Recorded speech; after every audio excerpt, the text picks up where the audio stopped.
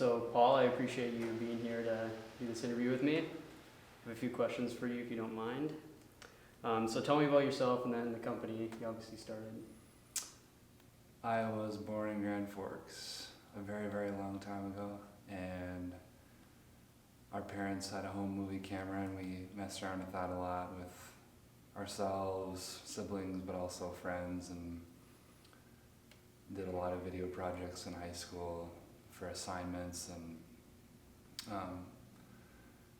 did a little bit of it in college. Nothing class-wise, but at the University of Minnesota, helping out with the athletics department there, and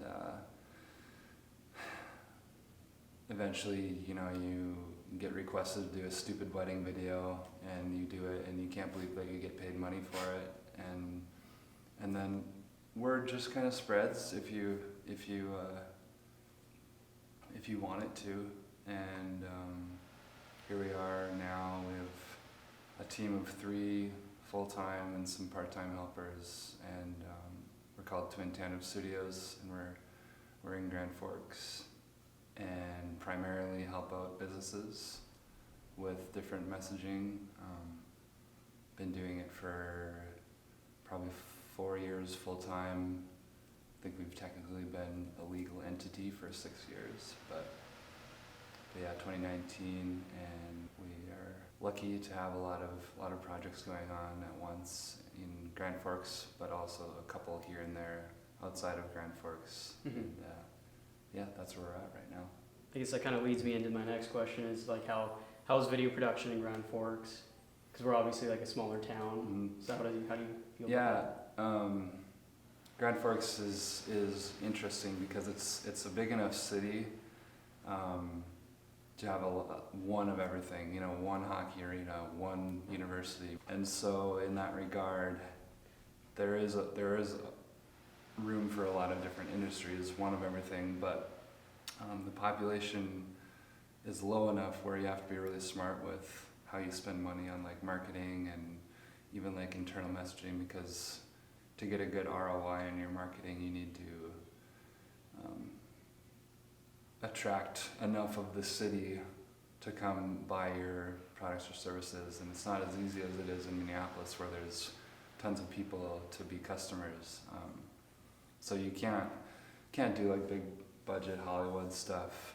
You kind of have to be efficient and fast, and not a lot of companies around here have like a dedicated marketing department, so you're either dealing with the owner or dealing with some other employee who does the marketing stuff on the side. So the communication is huge in that regard, having to be efficient and fast. So yeah, it's like a very mid-level budget city. Sometimes I have to get lucky with how effective the video stuff is, but so far we've been pretty lucky to stay afloat and still have some fun. Right. Sometimes you lose creativity when you have to do something really quickly, Mm-hmm. but we have some fun once in a while. Nice. Mm-hmm. So what are some of the recent projects you've been working on?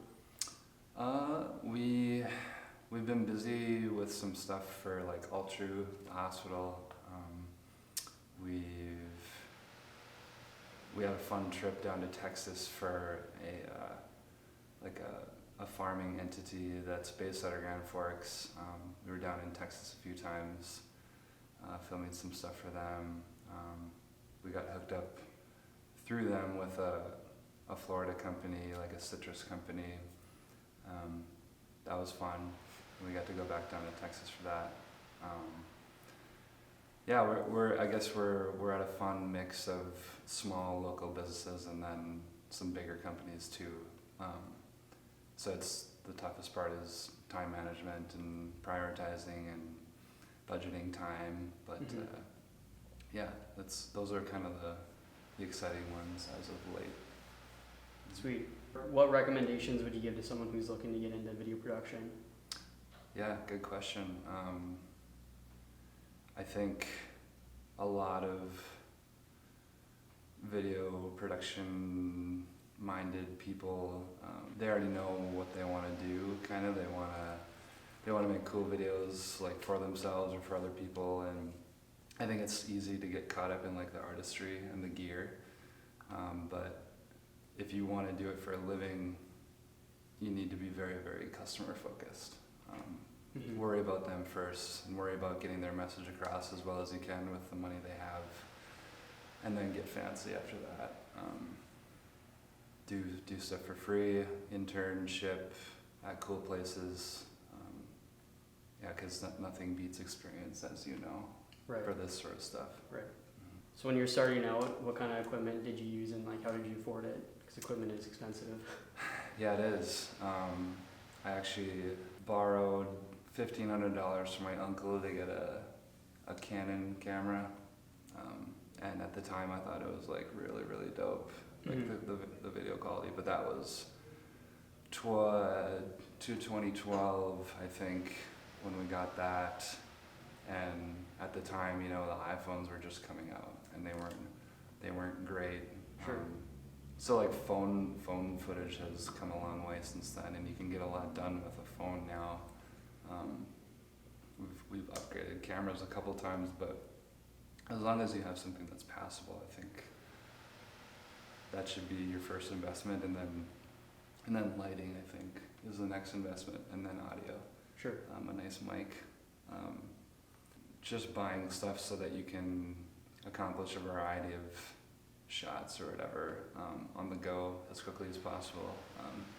And then beyond lighting and audio, you can get fancy with sliders and whatever all that stuff is, but that's the core, obviously. And I noticed over there you have a Ronin Yes. gimbal. Yep. And some other fancy equipment. Yeah. What kind of camera are you running with now? So now we have it's called the Canon C100 Mark II. I think it's pretty common, like a very typical entry-level professional sort of camera. We like it. It's there's like this little toggle with like internal sunglasses so that you can get some nice shots outside when it's really bright. Yeah, then the Ronin, we actually just got the Ronin. We rented it a few times, and it's so nice. It just makes up for so many mistakes. Right. And it can handle something as heavy as that. But, which is impressive. Yeah, it is impressive. But I mean, there's smaller ones too for regular DSLRs that work just as well. But yeah, we tried like a double-handed DJI, and it didn't really fit the Canon, and we finally splurged and got that Ronin. Nice. Yeah, it's been fun. So last question, what's your favorite type of videos to make? I don't know if this, I'll just say it. I like making stuff for like the beer companies here, brewery companies here. Sure.